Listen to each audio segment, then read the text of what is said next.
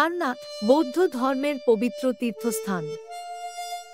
সারনাথ উত্তরপ্রদেশের বারাণসীর নিকটে অবস্থিত একটি পবিত্র বৌদ্ধ তীর্থস্থান, যেখানে গৌতম বুদ্ধ তাঁর প্রথম ধর্মপ্রচার করেছিলেন।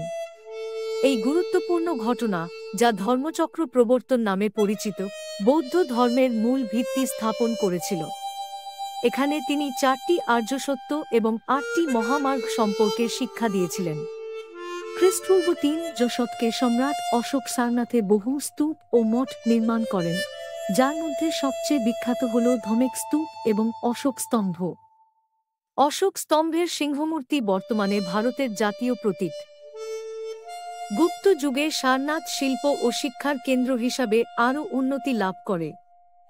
এখানকার নিখুঁত ভাস্কর্য ও স্থাপত্য নিদর্শনগুলির কিছু অংশ এখন সারনাথ প্রত্নতাত্ত্বিক জাদুঘরে সংরক্ষিত আছে। তবে 12 শতকের পর মুসলিম আক্রমণের কারণে সারনাথ তার প্রাচীন গৌরব হারায়। 19 শতকে ব্রিটিশ প্রত্নতত্ত্ববিদরা এটি পুনরাবিষ্কার করেন এবং এর ঐতিহাসিক স্থাপনাগুলি পুনঃস্থাপন করা হয়।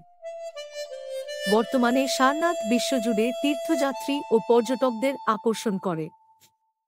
এখানে ধমেক স্তূপ, চৌখণ্ডী স্তূপ, অশোক স্তম্ভ এবং আধুনিক মূলগন্ধকুটি বিহার মন্দির দর্শকদের কাছে বিশেষভাবে জনপ্রিয়। খুব ভালো একটা জায়গা। অশোকের এবং বৌদ্ধ ধর্মের মিলিত স্থান হচ্ছে এই সারনাথ। বৌদ্ধ সংগীতিতে প্রচুর উল্লেখ করা আছে সারনাথটাকে নিয়ে। বৌদ্ধগয়া, সারনাথ, তুলসীনগর এবং অবশ্যই বৌদ্ধ জন্মস্থান, এই কটা হচ্ছে বৌদ্ধদের সব থেকে মেন জায়গা। এই জায়গাগুলো থেকেই আমাদের সারনাথ তার একটা আলাদা একটা প্লেস। এখানে বোধি বৃক্ষের তলায় তিনি নির্মাণ লাভ করেছিলেন, এখানে বৌদ্ধ সংগতি হয়েছিল। এবং এই সারনাথকে প্রথম 5 জন যে অশোক বৌদ্ধ শিষ্য ছিল, তাকে এখানে প্রথম তাকে বৌদ্ধ ধর্ম দীক্ষিত করা হয় এবং এখান থেকে সারা ভারতবর্ষে তখন চলে যায়। এই হচ্ছে আমাদের সারনাথের মেন গেট এবং মেন যে স্তূপ। আপনারা দেখতে পাচ্ছেন যে স্তূপটা, পেছনে যে স্তূপটা আছে সেটা 80 ফুট লম্বা। কারণ যেহেতু 80 ফুট বৌদ্ধর নিজে 80 বছর যে বেঁচেছিলেন বলে সেখান থেকে 80 ফুটের কনসেপ্টটা এসছে।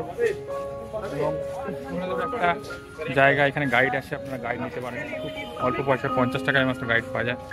ইটস ভেরি নাইস প্লেস, আপনারা দেখতেই পারেন। ভালো লাগবে আপনাদের এই জায়গাটা আসতে।